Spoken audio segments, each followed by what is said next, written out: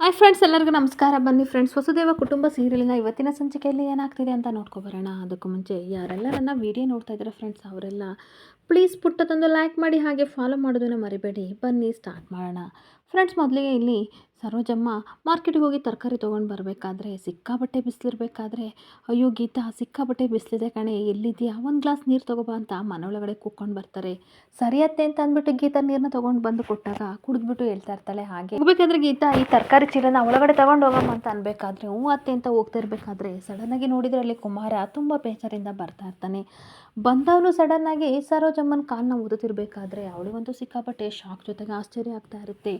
ಯಾಕೋ ಕುಮಾರ ಈ ರೀತಿ ನನ್ನ ಕಾಲನ್ನ ಊದುತ್ತಾ ಇದೆಯಾ, ಪ್ಲೀಸ್ ಬಿಡು ಅಂತ ಅನ್ಬೇಕಾದ್ರೆ, ಇಲ್ಲಮ್ಮ ನನ್ನಿಂದ ತುಂಬ ಕಷ್ಟ ಆಗಿದೆ, ನಿನಗೆ ಮಗನಾಗಿ ನಾನು ಎಲ್ಲ ಜವಾಬ್ದಾರಿನ ತಗೋಬೇಕಿತ್ತು, ಆದರೆ ನಿನಗೆ ತುಂಬ ಕಷ್ಟ ಕೊಟ್ಟಿದ್ದೀನಿ ಅಲ್ವಮ್ಮ ಅಂತ ಕಣ್ಣೀರು ಹಾಕ್ತಿದ್ರೆ, ಅವ್ನು ಕಣ್ಣೀರು ಹಾಕೋದನ್ನ ನೋಡಿ ಸರೋಜನಿಗೂ ಹಾಗೆ ಗೀತನಿಗೂ ಸಿಕ್ಕಾಬಟ್ಟೆ ಬೇಜಾರಾಗ್ತಾ ಇರುತ್ತೆ. ಹಾಗೆ ತುಂಬ ಕಣ್ಣೀರು ಹಾಕ್ಕೊಂಡು ಕುಮಾರ ಹೇಳ್ತಾ ಇರ್ತಾನೆ, ಯಾವ ಜವಾಬ್ದಾರಿ ನಾನು ಹೊತ್ಕೊಳಕ್ಕಾಗಲಿಲ್ಲ, ನನ್ನಂಥ ಮಗ ಹುಡ್ತಿದ್ರು ಆಗ್ತಿತ್ತು ಅಂತ ಅಂದಾಗ, ಬಿಡ್ತು ಅನ್ನೋ ಕುಮಾರ, ಯಾಕೋ ಈ ರೀತಿ ಹೇಳ್ತೀಯ ಮಗನೇ, ಈ ರೀತಿ ಎಲ್ಲ ಹೇಳ್ಬೇಡ, ಕಣ್ಣೀರು ಹಾಕ್ಬೇಡ ಕಣೋ, ನಿಮ್ಮಪ್ಪ ಚಿಕ್ಕ ವಯಸ್ಸಿನಲ್ಲಿ ಇರಬೇಕಾದ್ರೆ ಸತ್ತೋದಾಗ ಎಲ್ಲ ಜವಾಬ್ದಾರಿನೂ ನೀನೇ ಕಣೋ ಗೊತ್ತಿದ್ದು ಅಂತ ಕಣ್ಣೀರು ಹಾಕ್ಕೊಂಡು ಈ ಕಡೆ ಸರೋಜ ಹೇಳ್ತಾ ಇರ್ತಾಳೆ ಕಣ್ಣೀರು ಹಾಕ್ಕೊಂಡು. ಏನು ಗೊತ್ತೇನೋ, ಎಲ್ಲ ಮಕ್ಕಳು ಸಹ ಪಬ್ಬು ಪಾರ್ಟಿ ಅದು ಇದು ಅಂತ ಎಲ್ಲ ಫ್ರೆಂಡ್ಸ್ ಜೊತೆ ಸೇರಿಕೊಂಡು ಸುತ್ತಾಡಕ್ಕೆ ಹೋಗ್ತಾರೆ, ಆದರೆ ನೀನು ಯಾವತ್ತೂ ಅಂಥ ಕೆಲಸ ಮಾಡಲಿಲ್ಲ ಕಣೋ, ನೀನು ಯಾಕೋ ಕೆಟ್ಟ ಮಗ ಆಗ್ತೀಯ ಅಂತ ಕಣ್ಣೀರು ಹಾಕ್ತಿರ್ಬೇಕಾದ್ರೆ ಅತ್ತೆ ಮಾವನಿಗೆ ಸಿಕ್ಕಾಪಟ್ಟೆ ಬೇಜಾರಾಗಿದೆ.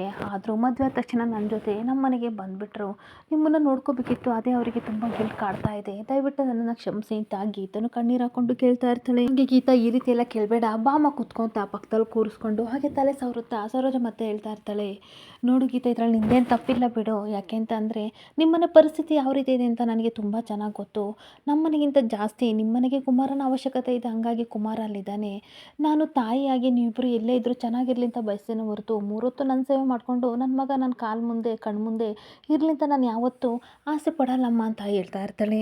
ಹಾಗೆ ನಮ್ಮ ಕುಮಾರ ನೋಡಿದರೆ ನನ್ನ ತಮ್ಮ ಉಸಿರು ನೆನಪಾಗ್ತಾನೆ, ಅವನು ಹಂಗೆ ಜವಾಬ್ದಾರಿ ಅಂತ ಈ ರೀತಿ ಎಲ್ಲ ತನ್ನ ಜವಾಬ್ದಾರಿನ ಹೆಗ್ಲ ಮೇಲೆ ಹೊತ್ಕೊಂಡ, ಆದರೆ ಕೊನೆಗಳಿಗೆ ಅವನಿಗೆ ಅಂಥ ಕಷ್ಟ ಬಂತು, ಅಂಥ ಕಷ್ಟ ನನ್ನ ಮಗನಿಗೆ ಬರೆದಿದ್ರೆ ಸಾಕು, ಅದನ್ನು ಮಾತ್ರ ನಾನು ದೇವ್ರ ಹತ್ರ ಕೇಳ್ತೀನಿ, ನೀವಿಬ್ಬರು ನನ್ನ ಜೊತೆ ಇರಿ ಅಂತ ನಾನು ಕೇಳಲ್ಲಪ್ಪ, ನಿಮ್ಮ ಪಾಡಿ ನೀವು ದುಡ್ಕೊಂಡಿರೋ, ನನಗೇನಾದರೂ ಕಷ್ಟ ಆದಾಗ ಮಾಡೋಕ್ಕಾಗಲ್ಲ ಅಂತ ಅಂದಾಗ ಕೇಳ್ತೀನಿ, ಬಂದು ನನ್ನನ್ನು ನೋಡ್ಕೊಂಡು ಹೋಗ್ರು ಅಂತ ಕಣ್ಣೀರು ಹಾಕ್ತಾ ಇದ್ರೆ ಇವರಿಬ್ಬರು ಸಹ ಅಮ್ಮ ಅಳೋದನ್ನ ನೋಡಿ ಕಣ್ಣೀರು ಹಾಕ್ತಾ ಇರ್ತಾರೆ. ಹಾಗೆ ಮತ್ತೆ ಕುಮಾರ ಗೀತಾ ಇಬ್ಬರು ಸಹ ಸರೋಜಮ್ಮನ ತೊಡೆ ಮೇಲೆ ಮಾಡ್ಕೊಂಡು ಕಣ್ಣೀರು ಹಾಕ್ತಾ ಕುಮಾರ ಹೇಳ್ತಾ ಇರ್ತಾನೆ, ನಿನ್ನ ಮನಸ್ಸಲ್ಲಿ ಏನಿದೆ ಅಂತ ನಾನು ತಪ್ಪಾಗಿ ತಿಳ್ಕೊಂಡಿದ್ದೆ, ನಿಜವಾಗ್ಲೂ ನನ್ನನ್ನು ಕ್ಷಮಿಸ್ತೆ ಅಂತ ಅಂದ್ಕೊಂಡಿರ್ಲಿಲ್ಲಮ್ಮ ಅಂತ ಅಂದಾಗ, ಹಳೆದನ್ನೆಲ್ಲ ಬಿಟ್ಟಾಕಿ ಮುಂದೆ ಜೀವನ ಹೇಗೆ ಅನ್ನೋದನ್ನ ನೋಡ್ಕೊಳ್ಳಿ, ನಿಮ್ಮಿಬ್ಬರಿಗೆ ಏನೋ ಒಂದು ಕೊಡಬೇಕು, ಕಣ್ಣೀರು ಉರಿಸ್ಕೊಂಡು ಕೈ ಮುಂದೆ ಕೊಡಿ, ಹಾಗೆ ಕಣ್ಣು ಮುಚ್ಕೊಳ್ಳಿ ಅಂತ ಅಂದಾಗ, ಏನತ್ತೆ ಅಂತ ಕೇಳಬೇಕಾದ್ರೆ ಮೊದಲು ಕಣ್ಣು ಮುಚ್ಕೊ ಅಂತ ಅಂದಾಗ ಇಬ್ಬರು ಕೈನ ಹಿಡ್ಕೊಂಡು ಅಂಗಡಿ ಕೀನ ಕೊಡ್ತಾಳೆ. ಕಣ್ಬಿಟ್ಟು ನೋಡಿ ಅಂತ ಅಂದಾಗ ಅವರಿಬ್ಬರು ಕೀನ ನೋಡಿ ಸಿಕ್ಕಾಬಟ್ಟೆ ಖುಷಿಯಾಗಿ ಇಬ್ಬರು ಒಬ್ಬೊಬ್ಬರ ಮುಖನ ನೋಡ್ಕೊತಾ ಇರಬೇಕಾದ್ರೆ, ಇದು ನಿನ್ನ ಅಂಗಡಿ ಕೀ ಕಣೋ, ಯಾರು ಇಷ್ಟು ವರ್ಷ ಏನೇನೋ ಅಂದರೂ ಸಹ ತಲೆ ಕೆಡಿಸ್ಕೊಳ್ದರೆ ಕಿವಿಗೆ ಹಾಕ್ಕೊಳ್ದಲ್ಲೇ ಈ ಅಂಗಡಿನ ಕಾಪಾಡ್ಕೊಂಡು ಬಂದಿದ್ದೀನಿ,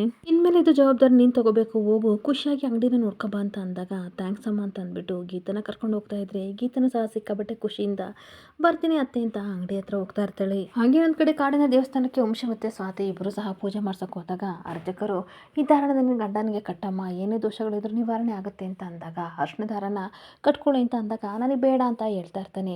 ಅಯ್ಯೋ ಇದು ಕಾಡಿನ ದೇವತೆ, ದೇವಸ್ಥಾನದಲ್ಲಿ ಕೊಟ್ಟಿರೋದು, ಇಲ್ಲಿ ಕಾಡು ಪ್ರಾಣಿಗಳು ಜಾಸ್ತಿ ಇರ್ತವೆ, ಅದಕ್ಕೆ ರಕ್ಷಣೆಗೋಸ್ಕರ ಕಟ್ಕೊಳ್ರಿ ಅಂತ ಅನ್ಬೇಕಾದ್ರೆ ದೇವ್ರನ್ನೇ ನಂಬಲ್ಲ, ಇನ್ನು ಈ ಪ್ರಾಣಿ ಪಕ್ಷಿಗಳನ್ನೆಲ್ಲ ನಂಬ್ತೀನ, ನನ್ನ ತಲೆ ತಿನ್ಬಿಡ ಕಣೆ, ಬೇಕಾದ್ರೆ ನೀನು ಕಟ್ಕೊ ಅಂತ ಅಂದಾಗ, ಪ್ಲೀಸ್ ನನಗೋಸ್ಕರ ಅಜ್ಜಿಗೋಸ್ಕರ ಕಟ್ಕೊಳ್ಳಿ ಅಂತ ಅಂದಾಗ, ತಲೆ ತಿಂತಾ ಇದ್ರೆ ಎರಡು ಬಿಟ್ಬಿಡ್ತೀನಿ ಅಂತ ಕೂಗಾಡ್ತಾ ಇರ್ತಾನೆ. ಏನು ಗೊತ್ತಾ, ಯಾವಾಗಲೂ ಸಿಡುಕ್ಮೂತಿ ಸಿದ್ದಯ್ಯನ ಥರ ಆಡ್ತಾ ಇರ್ತಾರಲ್ಲ, ನಮ್ಮೂರಲ್ಲೊಬ್ಬ ಇದೇ ರೀತಿ ಇದ್ದ, ದೇವರು ನಂಬ್ತಾ ಇರಲಿಲ್ಲ, ಹಾಗೆ ಏನು ಹೇಳಿದ್ರು ಸಹ ಕೇಳ್ತಾ ಇರಲಿಲ್ಲ. ಇವಾಗ ಅವನು ಯಾವ ಪರಿಸ್ಥಿತಿ ಇದ್ದಾನೆ ಅಂತ ಅಂದರೆ, ದೇವರು ಅವ್ನ ಕಣ್ಣು ಕಿತ್ಕೊಂಡೈತೆ, ಹಾಸ್ಪಿಟ್ಲಲ್ಲಿ ಹುಚ್ಚಿನ ಥರ ತಿರುಗಾಡ್ತಿದ್ದಾನೆ, ಹಂಗೆ ಆಗುತ್ತೆ ನೋಡಿ ಅಂತ ಅಂದಾಗ, ನಿನ್ನ ಹತ್ರ ಹೇಳಿಸ್ಕೊಂಡು ಕೇಳಿಸ್ಕೊಳ್ಳೋಕೆ ಮುಂಚೆ ಸುಮ್ಮನೆ ನನ್ನ ಪಾಡಿ ನಾನು ಕಟ್ಟಿಸ್ಕೊಳ್ಳೋದು ಬೆಟರು, ಕಟ್ಟು ಧಾರಣ ಅಂತ ಅಂದಾಗ ಖುಷಿಯಿಂದ ಕಟ್ತಾ ಇರ್ತಾಳೆ. ಹಾಗೆ ಮತ್ತೆ ಅರ್ಚಕರು ಪೂಜೆಯೆಲ್ಲ ಮಾಡಿಕೊಟ್ಬಿಟ್ಟು, ಅಲ್ಲಿ ಅಶ್ವತ್ಥ ಮರ ಇದೆಯಲ್ಲ ಅದಕ್ಕೆ 11 ಪ್ರದಕ್ಷಿಣೆ ಹಾಕಮ್ಮ, ನಿನ್ನ ಸಂಕಲ್ಪ ಎಲ್ಲ ಈಡೇರುತ್ತೆ ಅಂತ ಅಂದಾಗ, ಬನ್ರಿ ಇದು ಕೊನೆ ಟಾಸ್ಕ್ ಅಂತ ಅಂದಾಗ, ನಾನು ಬರಲ್ಲ ಹೋಗು ಅಂತ ವಂಶ ಹೇಳ್ತಾ ಇರ್ತಾನೆ.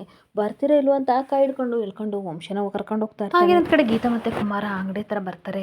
ಈ ಕಡೆ ಲೇಡೀಸ್ ಟೈಲರ್ ಕುಮಾರ್ ಅಂಗಡಿ ನೋಡಿಬಿಟ್ಟು ಸಿಕ್ಕಾಪಟ್ಟೆ ಖುಷಿ ಪಡ್ತಿರ್ಬೇಕಾದ್ರೆ, ಖುಷಿಯಿಂದ ಡೋರ್ನ ಓಪನ್ ಮಾಡಿ ದೇವ್ರ ಹತ್ರ ಪ್ರಾರ್ಥನೆ ಮಾಡ್ಕೊಳ್ಳಿ ಮಾವ ಅಂತ ಅನ್ಬೇಕಾದ್ರೆ, ನಾನು ಓಪನ್ ಮಾಡಲ್ಲ ಅಂತ ಹೇಳ್ತಾ ಇರ್ತಾನೆ. ಯಾಕೆ ಮಾವ, ಅತ್ತೆ ಇಷ್ಟು ಕಷ್ಟಪಟ್ಟು ಅಂಗಡಿನ ಉಳಿಸಿ ನಿಮಗೆ ಕೀ ಕೊಟ್ಟರೆ ಈ ರೀತಿ ಅಂತ ಇದ್ದೀರಲ್ಲ, ಯಾಕೆ ಏನಾಯಿತು ಅಂತ ಅಂದಾಗ, ನಾನು ಅಂಗಡಿ ಓಪನ್ ಮಾಡಲ್ಲ, ನಾನು ನಿಂತೀನಿ, ನೀನು ಓಪನ್ ಮಾಡಿ ದೇವ್ರ ಹತ್ರ ಕೇಳ್ಕೊ ಅಂತ ಅಂದಾಗ ಅವಳಿಗಂತೂ ಸಿಕ್ಕಾಪಟ್ಟೆ ಖುಷಿ ಆಗ್ತಿರುತ್ತೆ. ಏನು ಹೇಳ್ತಿದ್ರ ಮಾವ ಅಂತ ಅಂದಾಗ, ಹೌದು ಈ ಅಂಗಡಿಲೇ ಕೂತ್ಕೊಂಡು ನಿನ್ನ ಬಗ್ಗೆ ಸಿಕ್ಕಾಪಟ್ಟೆ ಕನ್ಸ್ಕೊಂಡಿದ್ದೆ. ಅದೆಲ್ಲ ಈಡೇರುತ್ತೆ ಇಲ್ವೋ ಅಂತ ಅಂದ್ಕೊಂಡಿದ್ದೆ. ಆದರೆ ದೇವರು ನಮಗೊಂದು ಅವಕಾಶ ಮಾಡಿಕೊಟ್ಟಿದ್ದಾನೆ.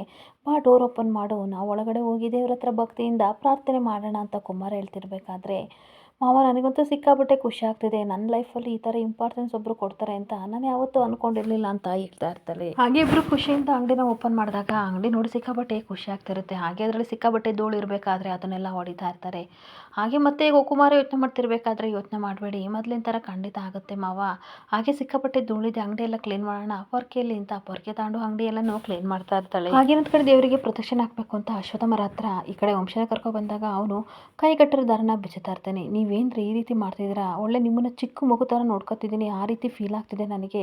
ಅಜ್ಜಿ ಇಷ್ಟು ವರ್ಷ ನಿಮ್ಮನ್ನು ಹೇಗೆ ಸಾಕಿದ್ರು ಅಂತ ಅಂದಾಗ, ಅದು ಹೆಂಗಾರ ಇರಲಿ, ಅವ್ರು ಹೆಂಗಾರ ಸಾಕ್ತಾರೆ, ನಿನಗೇನು ಇವಾಗ ಅಂತ ಅಂದಾಗ, ಈಗೇನು ಪ್ರದಕ್ಷಿಣೆ ಹಾಕಕ್ಕೆ ಬರ್ತೀರೋ ಅಥವಾ ಅಜ್ಜಿಗೆ ಕಾಲ್ ಮಾಡಲ ಅಂತ ಅಂದಾಗ, ಮಾಡು ನೋಡೋಣ ಅದು ಹೆಂಗೆ ಮಾಡ್ತೀಯಾ, ಇವಾಗ ನೋಡು ನನ್ನ ಫೋನ ಸ್ವಿಚ್ ಆಫ್ ಮಾಡ್ಕೊಂಡಿದ್ದೀನಿ, ಯಾರು ಮಾಡಿದ್ರು ಫೋನ್ ಬರಲ್ಲ ಅಂತ ವಂಶಿ ಹೇಳ್ತಾ ಇರ್ತಾರೆ. ಅಷ್ಟು ಗೊತ್ತಾಗಲ್ವಾ, ನನ್ನ ಫೋನಿಂದ ಫೋನ್ ಮಾಡ್ತೀನಿ ಅಂತ ಅಂದಾಗ, ಮಾಡ್ಕೋ ಹೋಗಿ ಅಂತ ಹೋಗ್ತಿರ್ಬೇಕಾದ್ರೆ, ನಿಂತ್ಕೊಳ್ರಿ 5 ನಿಮಿಷ ಪ್ರದಕ್ಷಿಣಕ್ಕೆ ಬರ್ತೀನಿ, ಇಲ್ಲಿ ಪ್ರಾಣಿಗಳು ಬೇರೆ ಇದ್ದಾವೆ ಅಂತ ಅಂದಾಗ, ನೀನು ಯಾವ ರೀತಿನಾದರೂ ಬಾ ಅಂತ ವಂಶಿ ಸ್ವಾತಿನ ಬಿಟ್ಟು ಹೋಗ್ತಾ ಇದ್ರೆ ಇವಳು ಪ್ರದಕ್ಷಿಣೆ ಆಗ್ತಾ ಇರ್ತಾಳೆ. ಇನ್ನೊಂದು ಕಡೆ ಕುಮಾರ ಮತ್ತು ಗೀತಾ ಎಲ್ಲ ಕ್ಲೀನ್ ಮಾಡ್ತಿರ್ಬೇಕಾದ್ರೆ ಗೀತಾ ಹೇಳ್ತಾ ಇರ್ತಾಳೆ, ಎಷ್ಟು ಲೇಸು ಹಾಗೆ ಎಷ್ಟು ಥ್ರೆಡ್ಗಳು ಹಾಗೆ ಸ್ಟಿಚಿಂಗ್ ಮೆಟೀರಿಯಲ್ಸ್ ಎಲ್ಲ ತುಂಬಾ ಇದೆ ಮಾವ, ಏನು ಮಾಡೋದು ಅಂತ ಅಂದಾಗ, ಅದನ್ನು ನಾನು ಯೋಚನೆ ಮಾಡ್ತಿದ್ದೆ, ಅದನ್ನೆಲ್ಲ ಒಂದು ಬಾಕ್ಸಿಗೆ ಹಾಕಿಡು, ಆಮೇಲೆ ಯೋಚನೆ ಮಾಡೋಣ ಅಂತ ಅಂದಾಗ, ನಮ್ಮ ಮನೇಲಿ ಈ ಥರದ್ದು ಸುಮಾರಿತ್ತು, ಆದರೆ ತರೋಕ್ಕಾಗಲ್ವಲ್ಲ ಮಾವ ಅಂತ ಅಂದಾಗ, ಬೇಜಾರು ಮಾಡ್ಕೋಬೇಡ, ಆಗಿದ್ದೆಲ್ಲ ಒಳ್ಳೇದು ಅಂತ ಅನ್ಕೋಬೇಕು ಅಂತ ಇಬ್ಬರು ಮಾತಾಡ್ತಿರ್ಬೇಕಾದ್ರೆ ಅಷ್ಟೊತ್ತಿಗೆ ಕೆಲವು ಹುಡುಗಿರು ಬಂದ್ಬಿಟ್ಟು, ಕುಮಾರ ಅಂಗಡಿ ಓಪನ್ ಮಾಡಿದ್ಯಾ, ನಮಗಂತೂ ಸಿಕ್ಕಾಪಟ್ಟೆ ಖುಷಿ ಆಗ್ತಿದೆ, ನನ್ನ ಒಂದು 4 ಬ್ಲೌಸ್ನ ಸ್ಟಿಚ್ ಮಾಡಿಕೊಡು, ಈ ಊರಲ್ಲಿ ನೀನು ದೊಡ್ಡ ಫೇಮಸ್ ಟೈಲರ್ ಕೊಡು, ನಿಂತಾರೆ ಯಾರು ಸ್ಟಿಚ್ ಮಾಡಲ್ಲ ಅಂತ ಹೇಳ್ತಿರ್ಬೇಕಾದ್ರೆ ಗೀತನಿಗೂ ಕುಮಾರನಿಗೂ ಸಿಕ್ಕಾಪಟ್ಟೆ ಖುಷಿ ಆಗ್ತಾ ಇರುತ್ತೆ.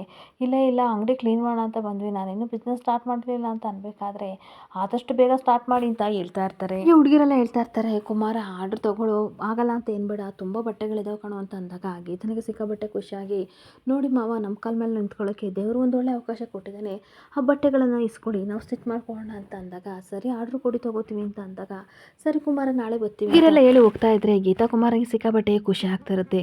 ಇನ್ನೊಂದು ಕಡೆ ಸ್ವಾತಿ ಕಾಡಲ್ಲಿ ನಡ್ಕೊಂಡು ಬರ್ತಾ ಒಬ್ಬಳೆ ವಂಶಿನ ಬತ್ಕೊ ಬರ್ತಾ ಇರ್ತಾಳೆ.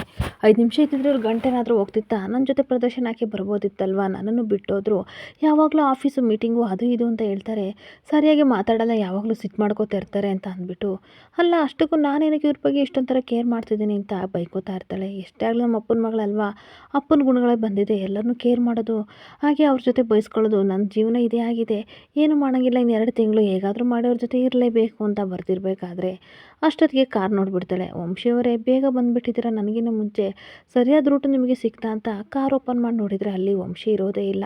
ಅದನ್ನು ನೋಡಿ ಇವಳಿಗೆ ಸ್ವಲ್ಪ ಶಾಕ್ ಆಗ್ತಾ ಇರುತ್ತೆ. ಈ ಸ್ವಾತಿ ಮತ್ತೆ ತುಂಬ ಟೆನ್ಷನ್ ಮಾಡ್ಕೊಂಡು, ಎಲ್ಲೋದ್ರಪ್ಪ ಇವರು, ಏನಾದ್ರು ಕಾಡಲ್ಲಿ ತಪ್ಪಿಸ್ಕೊಬಿಟ್ರ ಅಂದ್ಬಿಟ್ಟು ವಂಶಿಯವರು ಅಂತ ಜೋರಾಗಿ ಕೂಗ್ತಾ ಇರ್ತಾಳೆ.